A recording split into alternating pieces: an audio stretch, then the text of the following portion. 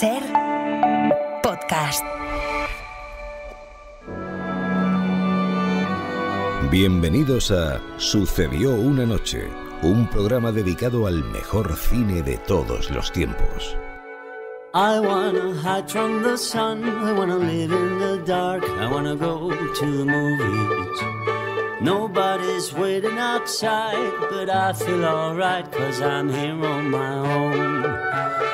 I can kiss Marion and Jane, I can sing in the rain, I can be Superman. I'll never come out again. Las estrellas míticas, los grandes directores, las películas inolvidables. Dirige y presenta Antonio Martínez. Hola, ¿qué tal? ¿Cómo estáis? Bienvenidos otra semana a Sucedió una noche. Tengo aquí la escaleta con los reportajes que hemos preparado. En primer lugar, vamos a hablaros de una película que mezclaba suspense, romance y psicoanálisis. No comprendes que te estás imaginando todo esto. Te torturas tú mismo. Insistes sin tener pruebas en que eres un criminal. Sabes lo que es eso, ¿verdad? Sea quien seas, hay en ti un complejo de culpabilidad. Un complejo que se remonta seguramente a tu infancia. Charlaremos con el director Manuel Gómez Pereira y en nuestra sección de villanos odiosos presentaremos a un tipo capaz de amargarle la existencia a todo un buenazo como el James Stewart de Qué bello es vivir. No olvide esto, señor Potter, no olvide que esa pobre gente de que usted habla trabaja, paga, vive y muere en nuestra comunidad. Nuestra ciudad necesita de una institución como esta, aunque solo sea para que la gente no tenga que arrastrarse ante Potter. Jugaremos a las películas y terminaremos con una canción ganadora del Oscar. Aunque antes, en nuestra sección dedicada al cine de aventuras, acompañaremos a un explorador en busca de una ciudad perdida en el Amazonas. Yo la llamo Z, la última pieza del puzzle humano. ¡Está ahí! ¡Y nosotros debemos encontrarla! Esto es solo el aperitivo, el tráiler del programa. Lo bueno empieza a partir de ahora. I wanna hide from the sun, wanna live in the dark, and I'll never come back. El espectáculo está a punto de comenzar, pero no se alarmen ustedes, no les cobraremos la entrada. Lo que el cine nos dejó. Es tan difícil ser alguien que la gente no olvida. El aniversario de esta semana hace referencia a un gran clásico del cine de suspense.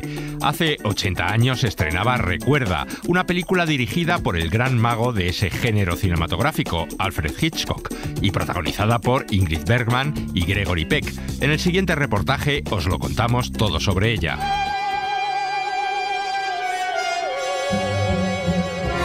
Recuerda fue la primera película de Hollywood en abordar el mundo del psicoanálisis. Eso de estar echada en un sofá como una idiota contando cosas. Es absurdo. No creo que consiga nada obligándome a contarle tonterías acerca de mi infancia. Mis enfermos me consideran invariablemente una inútil durante las primeras charlas. Ya. Será mi subconsciente que se revela. En los años 40 del siglo XX, las doctrinas de Freud hacían furor en los Estados Unidos y el cine iba a participar también de esa moda. Tras Recuerda llegarían otras películas construidas sobre traumas no resueltos del inconsciente y que se abordaban desde todos los géneros, desde el western perseguido al melodrama Cartas a mi amada o al thriller La escalera de caracol. Ya en los títulos de crédito de Recuerda nos dejan claro con un rótulo explicativo que el psicoanálisis funciona como un detective de la mente. Nuestra historia se basa en el psicoanálisis, el método mediante el cual la ciencia moderna trata los problemas emocionales del hombre. El psicoanalista solo pretende inducir al paciente a hablar de sus problemas ocultos con el propósito de abrir las puertas cerradas de su mente. Tan pronto como los complejos que han estado inquietando al paciente se sacan a la luz e interpretan, la enfermedad y la confusión desaparecen y los demonios de la locura son expulsados del alma humana. El origen de la película parece remontarse a los problemas personales y depresivos que había sufrido el productor David Koselnik por la tensión acumulada en los rodajes de Lo que el viento se llevó y Rebeca. Estamos tratando de curarle su complejo de culpabilidad por medio del psicoanálisis. Así es, Selnick fue tratado por una psicoterapeuta que utilizaba el método de Freud y eso despertó el interés del productor por el tema. Bien, aquí es donde intervienen los sueños.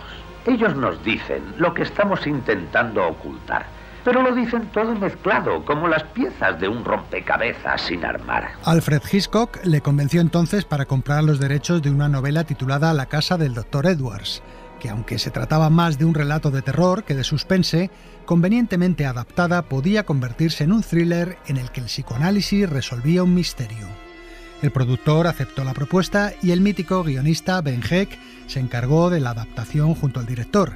Eso sí, Selznick impuso como asesora a la psiquiatra que le había tratado y parece ser que Hitch acabó bastante harto de ella, ya que no paraba de ponerle pegas al guión. Hablas y hablas como si fueras el rey Salomón.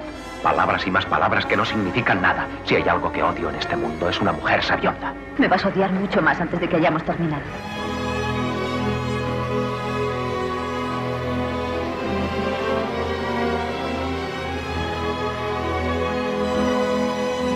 En Recuerda, Ingrid Bergman da vida a una psiquiatra que trabaja en un sanatorio mental.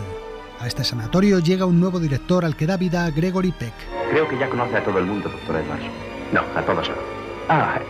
Esta es la doctora Petersen. Encantado. Mucho gusto. El flechazo entre los dos es instantáneo y en los días siguientes surge el amor entre ellos. Sin embargo, el nuevo director resulta ser otra persona, un impostor. Estoy convencido de que nuestro impostor es un caso de amnesia. ¿Cree usted que ha matado a Edwards? No cabe la menor duda. Mató al doctor Edwards y le suplantó a fin de ocultar su crimen, fingiendo que su víctima seguía con vida. Este tipo de acciones poco realistas son típicas de la astucia infantil clásica del comportamiento de los paranoicos. Así es, el propio Gregory Peck está convencido de ser el asesino del director. Pero la psiquiatra no lo cree y no solo le ayuda a escapar, sino que tratará de penetrar en su mente para resolver el misterio. Estás enfermo. La pérdida de memoria no es un problema difícil. Sí, ya sé, amnesia. Un truco de la mente para no perder la razón. Se permanece cuerdo por el sistema de olvidar conscientemente algo horrible. Y se encierra ese algo horrible detrás de una puerta. Tenemos que abrir esa puerta. Yo sé lo que hay detrás de ella, un crimen. No, es una idea falsa que se te ha metido en la cabeza. Recuerda fue la primera de las 3 películas que Ingrid Bergman rodó con Hitchcock, junto a Encadenados y Atormentada. La actriz no estaba muy convencida de su personaje, ya que no creía en la historia de amor y no paraba de transmitirle sus dudas al director. Así lo contaba la propia actriz. Yo le dije algo como, no me siento motivada, no creo que pueda darte este tipo de emoción. Él me escuchó en silencio un buen rato, hasta que acabé de hablar y al terminar solo dijo, Ingrid, fíngelo. Y ese ha sido el mejor consejo que me han dado en la vida, porque en los años siguientes hubo muchas veces que los directores me daban instrucciones imposibles y justo cuando estaba a punto de empezar a discutir, oía en mi cabeza la voz de Hitch que decía, Ingrid, fíngelo. Eso me ha ahorrado muchas situaciones desagradables y pérdidas de tiempo. It saved a lot of unpleasant situation and waste of time.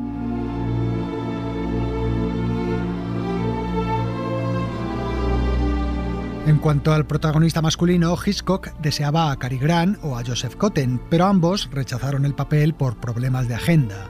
Fue entonces cuando Selznick decidió darle la oportunidad a uno de los jóvenes y prometedores actores que tenía en nómina. Descríbamelo detalladamente. Es muy alto, interesante, moreno, bastante atractivo.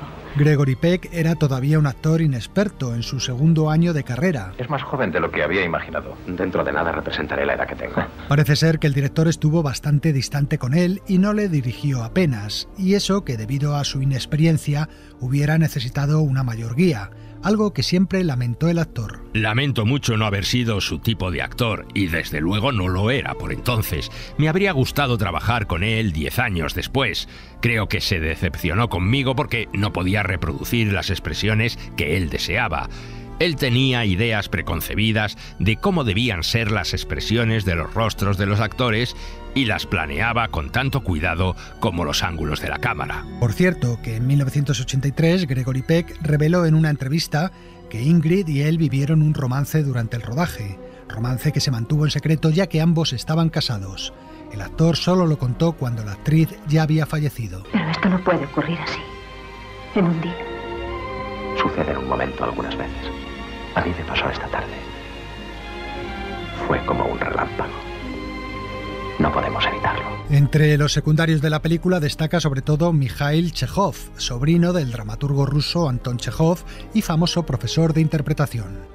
Chekhov interpreta a un veterano psiquiatra que fue maestro de la protagonista. Me alegra ver a mi antigua ayudante, la más joven, pero la mejor que he tenido en mi vida. Como mi antiguo amigo Soneman solía decir, las mujeres son las mejores psicoanalistas, hasta que se enamoran. Después de eso, son las mejores enfermas. Por su trabajo, Mikhail Chekhov fue nominado al Oscar al mejor actor de reparto. Él es quien, a través de la interpretación de los sueños del protagonista, da la clave para resolver el misterio. Tranquilízate, no estás haciendo nada contra la ley. Más bien la estamos ayudando al estudiar al enfermo como médicos. Médicos que buscan la verdad con más empeño que ellos. Los amantes del virtuosismo de Hitchcock encontrarán numerosas escenas en ese sentido. Ese primer plano de una navaja de afeitar, el beso de los protagonistas subrayado con la metáfora de 4 puertas consecutivas que se van abriendo, o la famosa escena final, con la pistola que da la vuelta apuntando y disparando hacia la cámara. Pero sin duda la escena más conocida de la película es la escena del sueño. Parecía como una casa de juego, pero no tenía paredes, solo muchas cortinas llenas de ojos pintados. Un hombre se paseaba con unas enormes tijeras y cortaba las cortinas por la mitad. Luego apareció una chica muy ligera de ropa y se dedicó a dar vueltas por la habitación besando a todo el mundo. Gregory Peck relata a los psiquiatras un sueño que ha tenido y en el que está la clave de su problema. No sé por qué yo corría. Algo daba golpe sobre mi cabeza, un gran par de alas, que me persiguieron y casi me alcanzaron cuando llegué a la falda de la montaña. Para esta escena, el director pidió que contrataran a Dalí para diseñar los decorados y las imágenes que se ven en ese sueño. Yo pedí trabajar con Dalí. Selznick, el productor, creía que yo le quería por su valor publicitario, pero no era por eso. Lo que buscaba de él era su capacidad para recrear la intensidad de los sueños. Lo que no aceptó Selznick, en cambio, fue otra idea del director. En realidad quería que las secuencias del sueño se rodaran en exteriores, no en el estudio. Quería que se rodaran bajo un sol brillante y lo quería así para evitar el tópico cinematográfico, porque todos los sueños en las películas aparecen borrosos y oscuros. Quería a Dalí porque él pinta imágenes oníricas pero luminosas, que es como deberían ser. La secuencia se dejó para el final y Hitchcock no la completó del todo, ya que tenía que viajar a Londres por ciertos compromisos personales. El trabajo fue terminado por el director William Cameron Menzies, pero Selznick, que odiaba la fama de excéntrico de Dalí, decidió en ausencia del director recortar la secuencia en el montaje y esta, que originalmente duraba 15 minutos, fue reducida a apenas un par. Tampoco se respetó la idea que tenía Hitchcock para el título de la película. Él quería llamarla Impulso Oculto, pero a Selznick no le gustaba y al final se impuso una ocurrencia de la secretaria del estudio, Ruth Rickman, que propuso Spellbound, una palabra que en castellano podemos traducir como hechizado o embelesado. En este caso, el título que se le dio en España creemos que mejora al original. Recuerda, la palabra que Ingrid Bergman repite una y otra vez tratando de llegar al origen del trauma del protagonista. Y ahora hablemos de la música.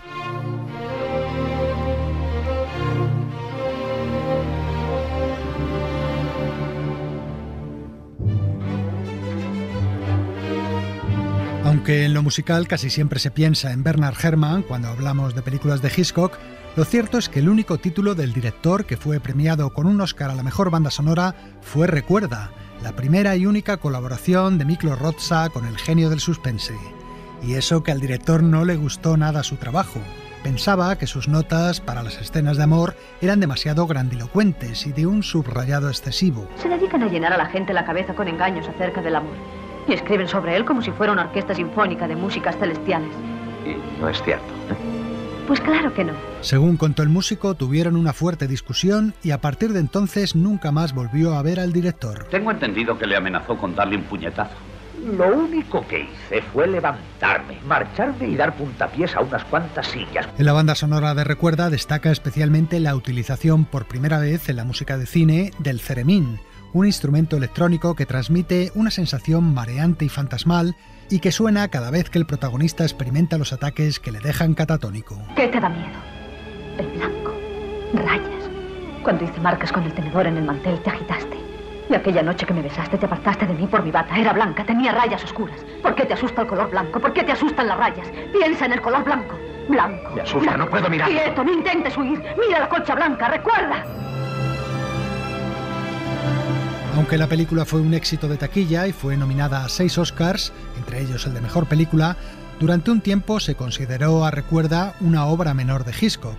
Sin embargo, con los años ha ido siendo reivindicada como uno de los grandes films del director, una película que conecta con otras obras suyas como Vértigo o Marnie y la ladrona, y en la que están algunos de sus temas preferidos: el falso culpable, las obsesiones y sobre todo una historia de amor tan sufrida como apasionada. No soporto estar lejos de ti.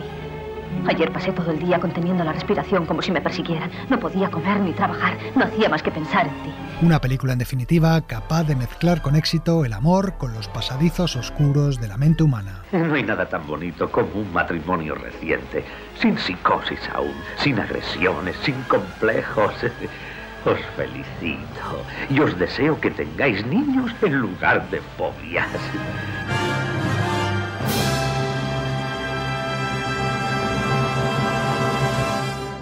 Dejamos Recuerda, pero seguimos con otras películas, solo que ahora las tenéis que adivinar vosotros.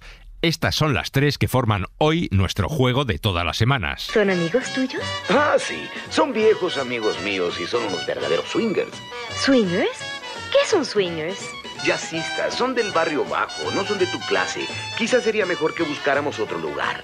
Oh, no. Me encantaría conocer tu guardilla y a tu amigo el gato Jazz. Everybody wants to be a cat, because a cat's the only cat who knows where it's at. Tell me everybody's picking up on that feline beat, 'cause everything else is obsolete. A square with a horn makes you wish you weren't born every time it plays. But with a square in the act, you can set music back to the caveman days. ¿Por qué se aparece? Porque tengo mis planes para esta casa. No pienso permitir que un montón de extraños se apodere de ella. Y me ha asustado usted para que me fuera. Es solo el comienzo. Aún no he empezado. Aunque con los otros fue suficiente. A la primera insinuación salían corriendo. Ni siquiera se paraban a levar anclas. Cortaban amarras y se largaban.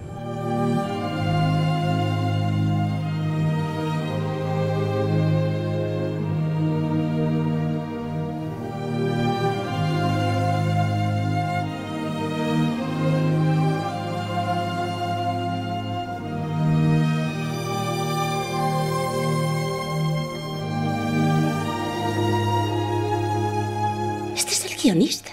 ¿Quién? ¿El tío que está adaptando nuestro libro? Sí. ¿Por qué me ha seguido? No, ni hablar. Tengo que irme. ¿Qué es lo que sabe? Yo no sé nada de nada. Habrá visto el invernadero. Mierda. ¿Vas a incluir esto en el guión? ¿A qué se refiere con esto? ¡Ey! Que no escape. Quieto. Hay que matarlo.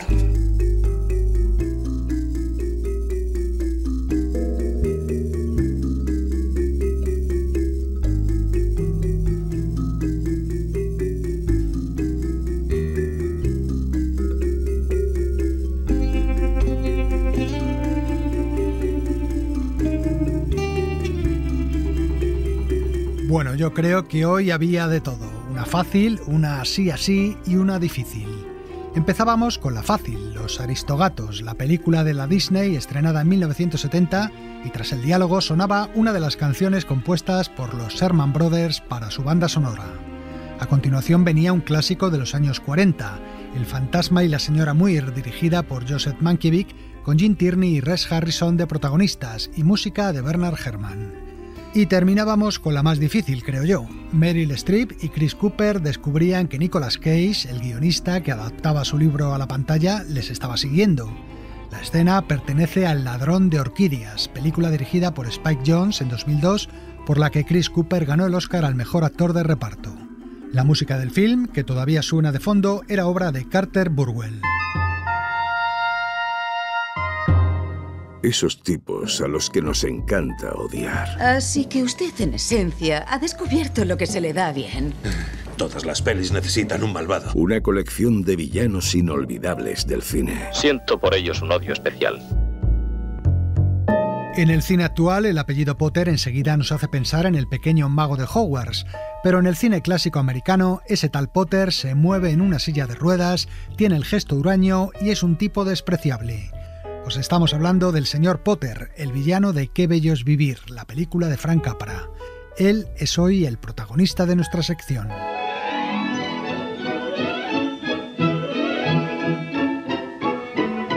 En Qué bello es vivir, el personaje de James Stewart, George Bailey, es el prototipo de buen ciudadano que se gana la vida con honradez y procurando ayudar a los demás. Eres extraordinario, George Bailey. Felices Pascuas. Felices Pascuas, George. Pero todo héroe tiene siempre un antagonista. Señor Potter. ¿Quién es? ¿Un rey? Ese es Harry F. Potter, el hombre más rico y también el más ruin del condado. El señor Potter es el dueño de la mayoría de los negocios del pueblo donde transcurre la película. Un banquero sin escrúpulos que solo piensa en enriquecerse y desprecia a la gente común a la que considera chusma. ¿Ha presionado como es debido sobre ellos para que paguen las hipotecas? La vida está muy difícil. Mucha de esa pobre gente está parada. Embárguelos. No tengo valor. Son familias con hijos. Los hijos no son míos. Por eso no dejan de ser niños. ¿Regenta usted un negocio o una institución de caridad? Si no, con mi dinero no. El señor Potter está obsesionado con apoderarse de la pequeña compañía de empréstitos que dirige el padre de George Bailey primero y luego el propio George. Y no lo hace porque necesite más dinero, sino por simple codicia y maldad, ya que no puede soportar que algo se mueva sin su control. Si Potter se hace dueño de nuestra empresa, no volverá a construirse una casa decente en esta ciudad. Ya se ha apoderado del banco y de la línea de autobuses y de los grandes almacenes. Ahora viene por nosotros. ¿Por qué? Es muy sencillo, porque le estorbamos en su negocio. Ese es el motivo. Y porque quiere que sigáis viviendo en sus chamizos pagando la renta que él os exija.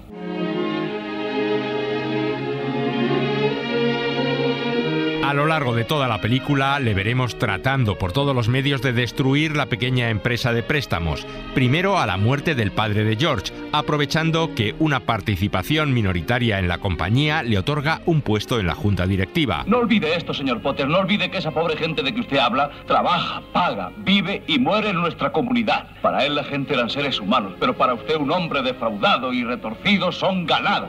Pues bien, en mi opinión, él murió mucho más rico de lo que puede serlo usted. No me interesa su opinión. En este momento estoy hablando de nuestra empresa. Sé muy bien de lo que está usted hablando. Está hablando de algo que no puede comprender y eso le irrita. Después provocando un pánico financiero entre sus clientes. Tom, ¿te han dado el dinero? No. A mí sí. El viejo Potter paga 50 centavos el dólar por cada acción. ¿50 centavos el dólar? Al contado, mirad. ¿Vas a ir a ver a Potter? Mejor es la mitad que nada, ¿no? Sí.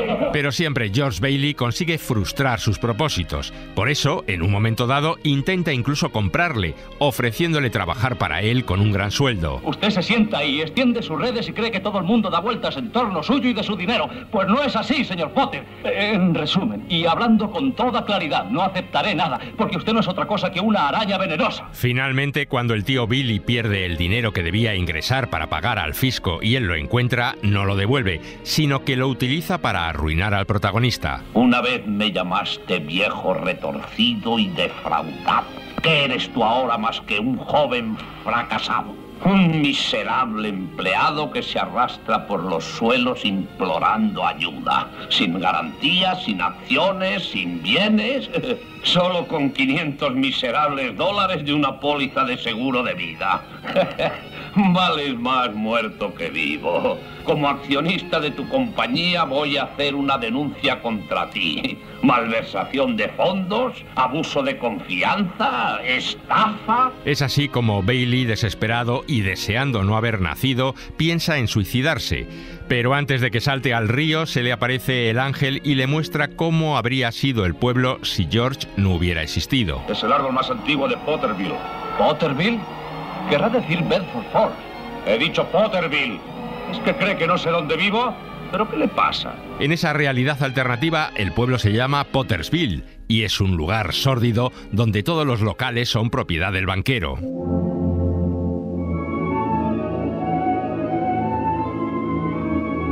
El señor Potter de Qué bello es vivir está interpretado por Lionel Barrymore, uno de los grandes actores del Hollywood dorado, con más de 200 títulos en su carrera y películas como Gran Hotel, Capitanes Intrépidos, David Copperfield o Margarita Gautier.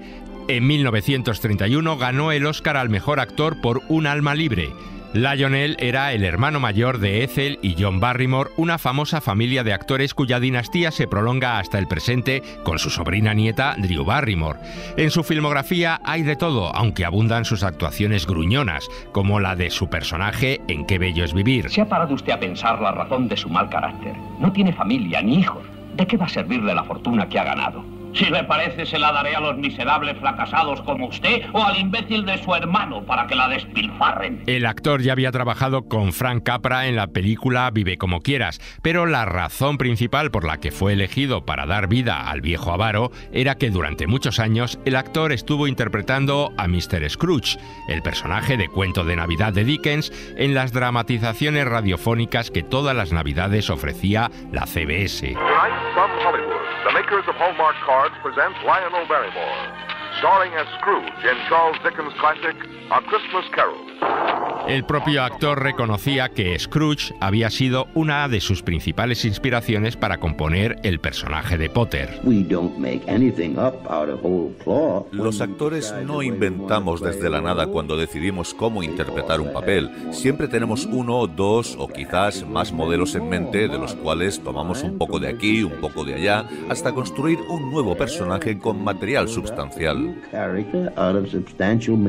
Y hablando de inspiraciones, el creador de Los Simpson, Matt Groening, ha contado que se inspiró en el señor Potter para crear el personaje del señor Burns de su serie. Soy un hombre viejo y casi todo el mundo me odia, pero a mí tampoco me gustan ellos, de modo que estamos en paz. Potter es retratado en la película como un hombre en silla de ruedas.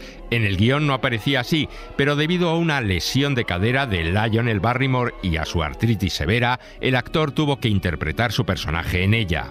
Lléveme allí enseguida, deprisa. ¡Vamos, vamos!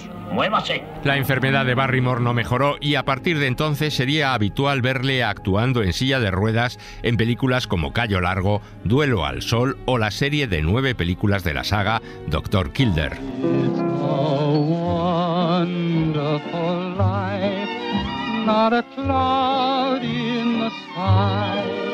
En Qué bello es vivir, el director Frank Capra nos presenta dos modelos de capitalismo. Por una parte, el capitalismo deshumanizado y salvaje que representa el señor Potter y en contraposición, el capitalismo solidario y con alma social que representa la compañía de empréstitos de George Bailey. Quiero mi dinero. Tú tienes una idea equivocada. Crees que tengo el dinero en una caja fuerte. El dinero no está aquí. Está en la casa de Joe, junto a la tuya. En la casa de los Kennedy, en la de la señora McLean, en centenares de casas. Vosotros les prestáis el dinero para construir y ellos os lo devolverán en cuanto puedan. ¿Qué vais a hacer? ¿Llevarles a la ruina? La moraleja de la película es que solo unidos y ayudándose los unos a los otros es la forma de prosperar. Potter no vende, Potter compra. ¿Y por qué? Porque nosotros tenemos pánico y él no, por eso está haciendo grandes negocios. Creedme, podemos solucionar la situación, pero hemos de estar unidos, hemos de tener fe unos en otros. Así era Capra, el director de los buenos sentimientos y los grandes valores, la libertad del individuo y la lucha de la gente sencilla contra el poderoso. Como él mismo decía, el arte de Frank Capra es muy simple. Es el amor por la gente sencilla al que hay que añadir dos ideales también muy básicos: la libertad de cada individuo y la importancia que tienen todas y cada una de las personas. Ahí tienes los cimientos de mis películas. Por eso no deja de ser curioso que algunos acusaran a la película de propaganda comunista. El FBI creó un expediente en el que afirmaba que la película intentaba desacreditar a los banqueros presentando al señor Potter como un miserable, lo cual, en opinión del redactor del informe, era un truco habitual de los comunistas. Fue un hombre de elevados ideales, así les llaman, pero unos ideales que no se basan en el sentido común y pueden llevar a la ruina a esta ciudad. Por ejemplo, este empréstito concedido a Ernie Bishop, ya le conocen. Ese individuo que se pasa todo el día sentado en su taxi. Casualmente sé que el banco le negó el dinero, pero vino aquí y le estamos construyendo una casa que vale $5,000. El expediente fue elevado al Comité de Actividades Antiamericanas, pero este no tomó ninguna medida y la película se exhibió sin problemas. It's a wonderful life. Let it rain, let it shine. It's as wonderful as can be because you're mine.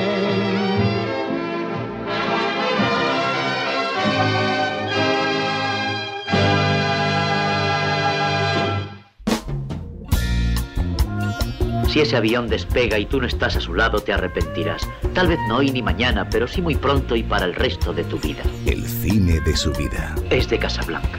Toda mi vida he estado esperando decirlo. Hoy nos visita el director Manuel Gómez Pereira, que hace una semana ha estrenado su última película, La Cena, una comedia basada en la obra teatral de José Luis Alonso de Santos sobre una cena que se organiza en el Hotel Palace de Madrid, recién acabada la guerra civil a la que acuden Franco y sus generales. Manuel Gómez Pereira es el director de comedias muy taquilleras en los años 90, como Salsa Rosa, ¿Por qué lo llaman amor cuando quieren decir sexo?, Todos los hombres sois iguales, Boca a boca o El amor perjudica seriamente la salud. Manuel Gómez Pereira cumplirá 67 años en diciembre y este mismo año ha estrenado 2 películas, La Cena y Un funeral de locos.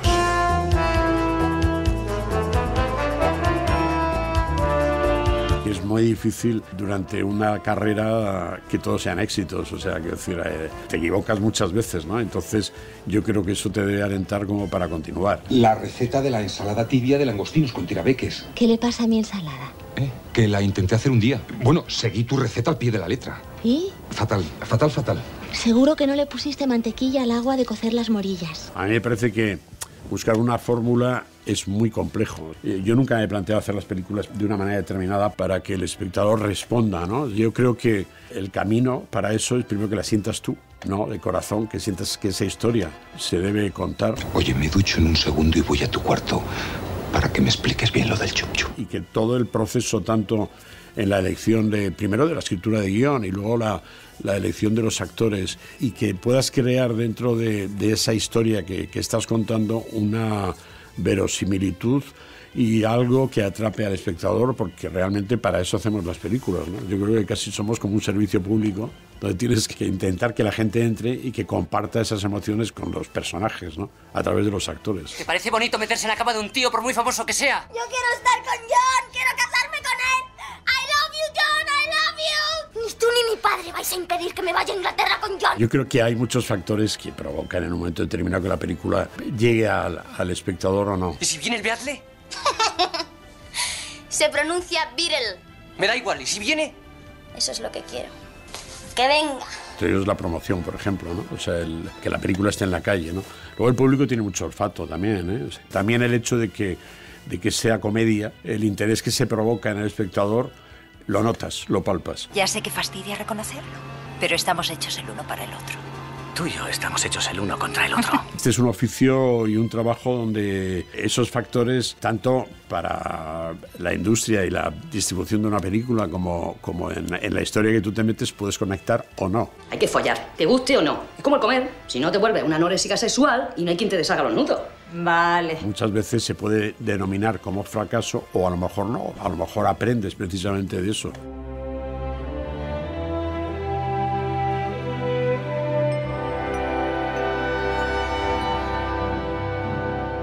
Hubo una época también que hice un par de películas que eran más género, digamos, clásico de cine negro. Para mí es un género que siempre me ha atraído. ¿Qué buscas? La pistola. Se la habrá llevado. O la ha tirado en cualquier sitio. Y ya soy de las pistolas, ya lo sabes. Carola decía que cuando un hombre tiene una pistola, acaba usándola. Déjate de locuras. No hagas como yo. Piensa que tienes una hija. Pero yo creo que el punto de vista siempre de retratar socialmente historias que realmente teníamos en ese momento, tanto el sexo, ¿no?, como la relación entre hombres y mujeres, que es absolutamente universal y se puede contar en cualquier época. Ayer conocí a un tío que no estaba mal, pero es un triste. Le dijo la sartén al cazo. Y es más joven. Mejor. Y es bajito. Pero si en horizontal son todos iguales. Y no tiene trabajo. ¿Pero tú qué quieres? ¿Una nómina o una aventura? Lo que sí, evidentemente, tanto la edad como la mirada te da una cierta, ¿cómo te diría?, un cierto cinismo en un momento determinado y más acidez. No es por el hecho de crecer en años, no quiere decir que te vuelvas más sombrío, ¿no?, y menos optimista, sino que a lo mejor la mirada va variando y te vuelves más analítico, ¿no?, de alguna manera con tu entorno, ¿no? Es un acontecimiento, mamá. Representa la conquista de un derecho. Y tenéis que casaros todos juntos. 20 parejas delante de la prensa, las televisiones. Es la primera boda gay que se celebra legalmente en este país. Deberíamos estar todos muy orgullosos. Es un show, Hugo. A mí me parece que el humor nunca va a desaparecer de las historias que hago y las películas que hago, sobre todo porque a mí me parece que el humor es una buena arma de defensa y de ataque, ¿no?, aparte de la palabra, ¿no? Entonces, como dice mi querido Alonso de Santos, a mí me parece que el humor es una medicina para el alma, y él dice que se siente un boticario, ¿no? Entonces a mí me parece que con humor se pueden encontrar muchas cosas muy profundas, ¿no? Cuando el amor salta por la ventana, cuando los sueños se van a la cama buscando las llamas detrás del colchón. Este año, curiosamente, es como la ley de Murphy. O sea, yo con esta película llevo de producción, empezando con ella, pues como llevamos casi 4 años. Hay que organizar una cena. ¿Una cena dónde? Aquí, esta noche. ¿Esta noche? ¿Para quién? Para Franco. ¿Para Franco? Para sus generales. A las 9 en punto. Y de pronto se cruzó esta historia que he hecho también, El funeral de locos, basada en la película El funeral de muerte, ¿no? Entonces puede ser que sea más difícil por las ayudas, porque hay una industria que a lo mejor no que esté favoreciendo. A mí me parece que el hecho de que haya mucha gente joven que empieza a hacer cine me parece fantástico, y que además los medios sean más, de alguna manera, más baratos. ¿No te acuerdas que te hablé de una película americana súper importante que se iba a rodar aquí? Me pidieron un vídeo con los mejores actores del país, te colé. ¿Y lo que es la vida les interesas? ¿Cómo que ya? Pues que según tú yo le he interesado todo el cine español, Ángela. Y sigo aquí muerto de hambre sin ver una cámara de esas. Pero yo creo que las películas son caras o baratas en función del objetivo y de la ambición que puedes tener con ellas, ¿no? Yo creo que si tienes una buena historia, vas a encontrar financiación al final. O sea, es un problema de resistir, evidentemente, ¿no? Esto no está en condiciones. Entra el caudillo, ve esto y nos mete un paquete. ¿Pero que va a entrar el caudillo aquí? Sí, el caudillo entra en todas partes. Lo ve todo, lo vigila todo. ¿Por qué cree que hemos ganado la guerra?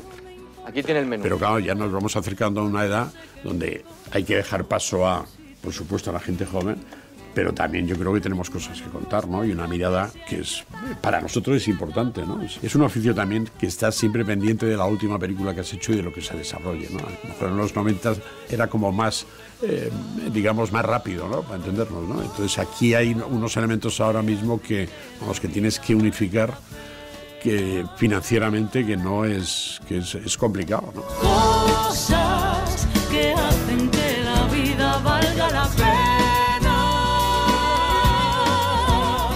Deja que entren sin llamar a tu corazón. Cosas que hacen que la vida valga la pena. Sucedió una noche. El cine clásico en la SER. Jack Bourbon presenta En pos de la aventura. ¡Rumbo a estribor! ¡Arriba con esas velas! ¡Ya no hay cadenas que nos aten! Las mejores películas de un género emocionante y liberador. No dormiré en toda la noche. Menuda aventura.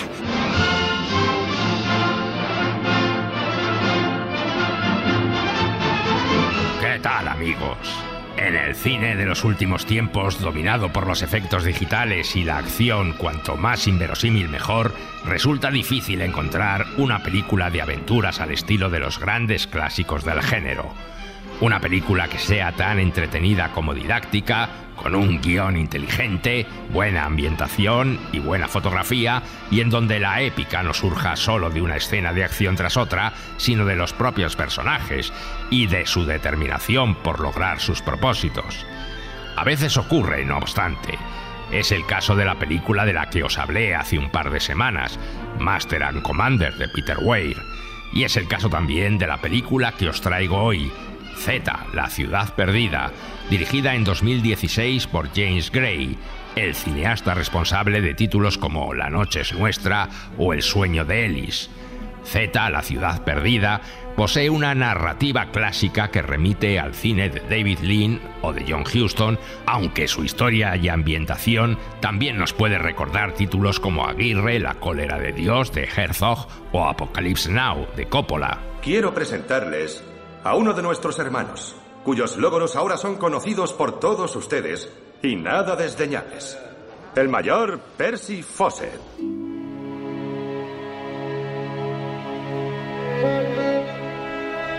Percy Fawcett fue un militar, arqueólogo y explorador británico. David Grant, escritor. Percy Harris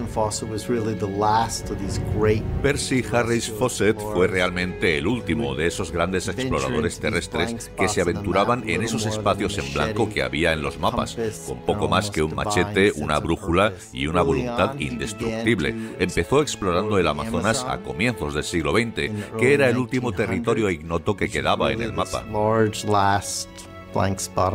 Fawcett realizó varias expediciones al Amazonas, convencido de la existencia de una antigua ciudad perdida en la selva.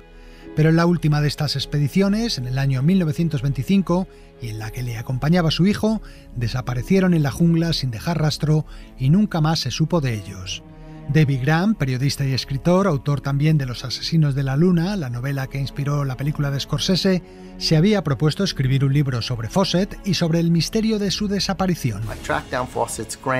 Localicé a la nieta de Fawcett, que vivía en Cardiff, y me mostró un viejo baúl lleno de libros. Eran los diarios secretos y los cuadernos de bitácora de su abuelo. Estos contenían enormes pistas, no solo de cómo era Percy como persona, sino también de dónde probablemente había ido en su expedición en busca de Zeta.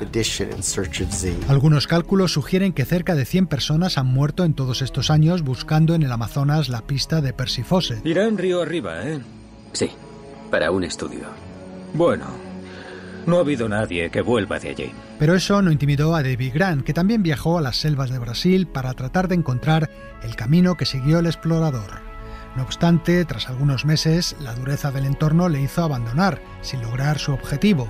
Pero sus hallazgos se convirtieron en un exitoso libro titulado Zeta, la ciudad perdida, publicado en 2009 y que es la base de la película que nos ocupa hoy. Si logramos descubrir una ciudad donde se consideraba que no podía existir ninguna, es muy posible que escribamos un nuevo capítulo de la historia de la humanidad.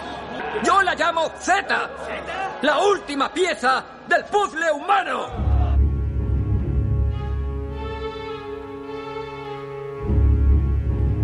La aventura de Percy Fawcett comenzó en 1905, cuando fue enviado a cartografiar la selva de Brasil. Este es el mejor mapa de Bolivia que tenemos.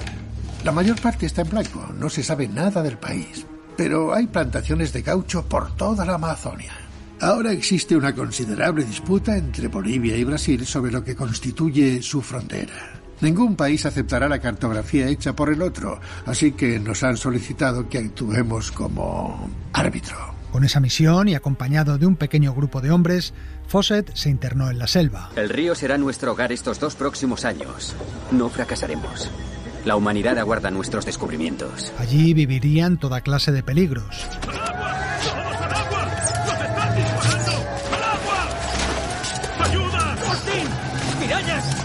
¡Salga del agua! Y pasarían numerosas penalidades. Ya solo nos quedan provisiones para llegar al nacimiento del río. Finalmente conseguirían su objetivo. Pero mientras realizaba su trabajo de cartografía, Fawcett hizo un descubrimiento. ¿Qué pasa, jefe? Hay cerámica en el suelo. Está por todas partes. Mire esto. Es antigua. Cielos, tenía razón. El indio tenía razón. Aquí tuvo que haber asentamientos. Esos restos de civilización le hicieron pensar en la posibilidad de una antigua ciudad perdida en el Amazonas, y al volver a Londres expuso su hipótesis a la Sociedad Geográfica Británica, que la recibió con escepticismo. Sostengo ahora la firme creencia de que la Amazonia es mucho más que el desierto verde que muchos habíamos supuesto. Y mantengo que la Amazonia contiene una civilización oculta que puede anteceder a nuestra civilización incluso. Aunque en la vida real Fawcett realizó 8 expediciones al Amazonas en busca de esta ciudad, la película solo recoge 3. Una de ellas especialmente dolorosa, ya que el coronel fue traicionado por otro explorador que acompañaba a su equipo. Le ha dado a ese cabrón nuestro último caballo y así nos lo agradece. Las raciones están estropeadas, las ha cubierto de queroseno. ¡Mírelo! Henry, no podemos volver atrás. No tenemos nada que demuestre nuestro esfuerzo, ninguna prueba. ¿Con qué vamos a seguir? Lo que llevamos en las mochilas nos durará una semana, como mucho. Se acabó, Percy. Finalmente, en 1925, y con 57 años de edad, llegaría el último intento del explorador por encontrar Zeta. Ahora quiero presentarles a mi compañero para esta expedición histórica. Mi hijo mayor, el señor Jack Fawcett. Es un hombre de gran disciplina y lleno de entusiasmo.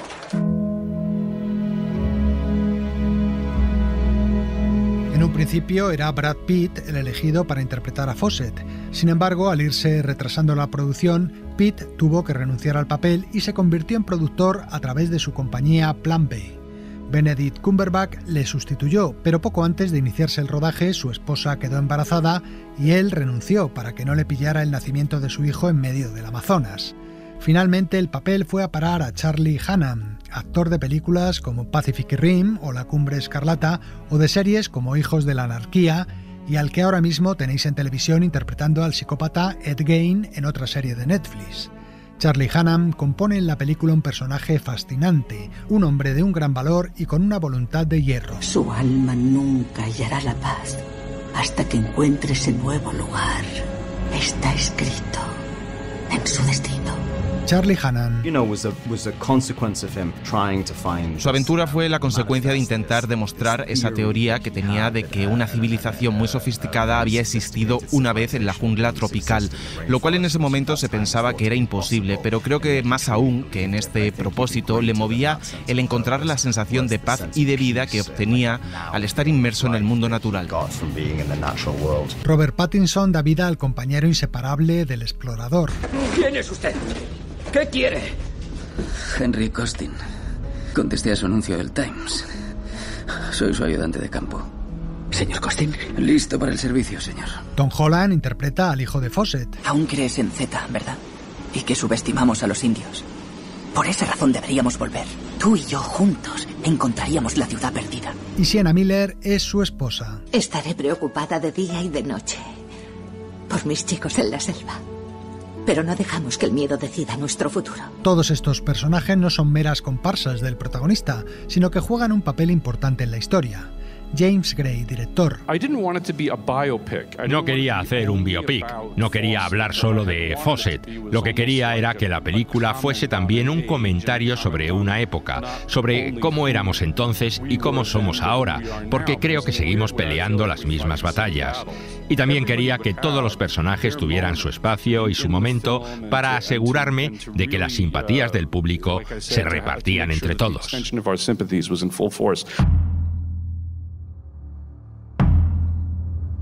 Las escenas del Amazonas se rodaron en realidad en la selva colombiana. Esa selva es el infierno, pero se hace querer. El campamento base estaba situado en la población de Santa Marta y desde allí se internaban cada día en la selva para rodar. Charlie Hunnam de nuevo. James era implacable en cuanto a obtener los entornos más extraordinarios donde filmar. Siempre superábamos los límites yendo más y más lejos en la jungla. Hacíamos viajes en los que navegábamos río arriba. Luego salíamos del bote y caminábamos con todo el equipo por la jungla, a veces 45 minutos o más para llegar a una localización. Rodar en la selva no resultó fácil. Implica gusanos en la piel, serpientes mortíferas y enfermedades que te hacen vomitar sangre. El calor y los insectos eran el principal problema. Y a propósito de insectos, James Gray relataba una anécdota. Charlie llegó un día 2 horas tarde al set y le pregunté, ¿qué te ha pasado? Entonces me contó que un insecto se había metido en su oído y que como no podía salir, estaba intentando avanzar perforándole el tímpano. Eso fue la segunda semana de rodaje. A partir de ahí, todo fue cuesta abajo. Luego estaban las tarántulas gigantes, los caimanes en el río y el mayor peligro, las serpientes arborícolas que caían de improviso desde los árboles. Parece una serpiente bastante mortífera. Somos demasiado europeos para esta selva. Pero todo ello, como decía Charlie Hunnam, no desanimó ni al equipo técnico ni a los actores. Fue una oportunidad extraordinaria para ir y experimentar ese entorno. Me encantó y estaba tan lleno de energía y emocionado por estar allí que los desafíos y dificultades que ciertamente hubo no me importaron. Yo afortunadamente evité la mayoría de peligros.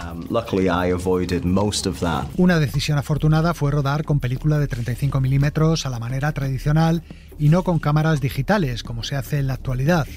Afortunada porque el calor y la humedad estropeaban los ordenadores y es posible que hubieran arruinado también las cámaras digitales. Eso sí, rodar en película obligó a una elaborada rutina para poder revelar y revisar esa película durante la producción. Cogíamos la película, la metíamos en una caja y la subíamos a una destartalada avioneta que despegaba de la pequeña pista de la selva y la llevaba al aeropuerto local. De allí la subían a otro avión hacia Bogotá y luego otro a Miami y finalmente otro a Londres. Eso todos los días.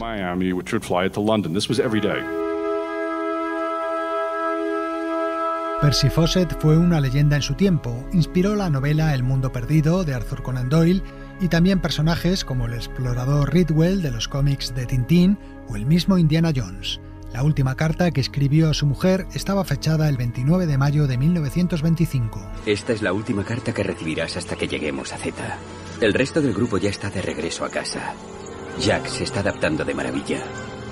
Hoy hemos llegado a una tribu de indios que nos han hablado de una cueva totalmente desconocida para cualquiera ajeno a su clan. Dicen que hay una roca enorme, cubierta con pinturas de hombres y caballos.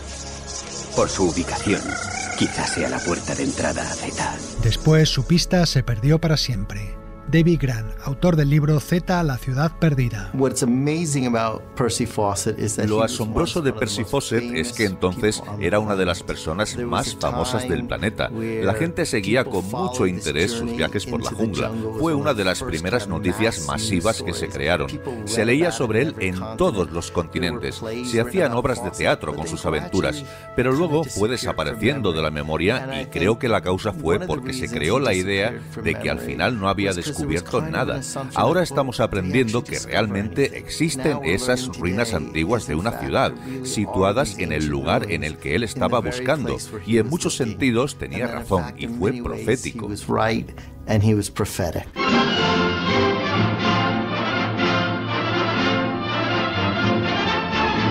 David Grant tiene razón, en parte por la deforestación del Amazonas y en parte por las imágenes de satélite. Los investigadores han encontrado en los últimos años otros restos arqueológicos y evidencias de caminos y cultivos agrícolas precisamente en la zona en la que Fawcett situaba Zeta. En la actualidad, cada día se siguen hallando nuevos descubrimientos. El arqueólogo Michael Heckenberger, a quien Grant visitó en el Amazonas, cree que entre los años 800 y 1600 hubo allí una ciudad en la que vivían miles de personas.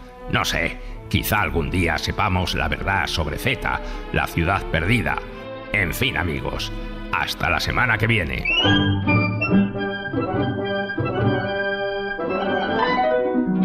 Continuará. And the Oscar goes to... We are really honored to present the award for Best Song in a Motion Picture. Hoy nos vamos a despedir con la canción que ganó el Oscar en la ceremonia de 2020. Se trata de I'm Gonna Love Me Again, compuesta por Elton John y Bernie Taupin e interpretada por el propio Elton John y Taron Egerton, el actor que le daba vida en Rocketman, el biopic que se hizo sobre el cantante británico.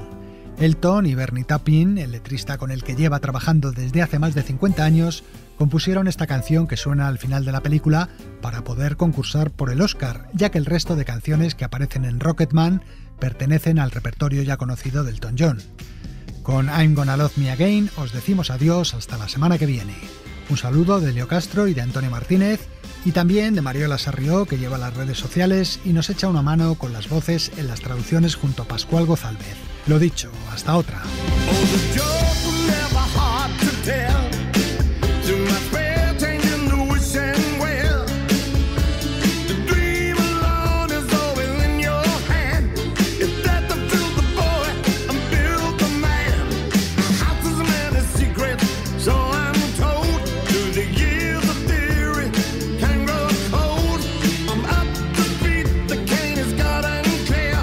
The voice inside my head, the one I hear saying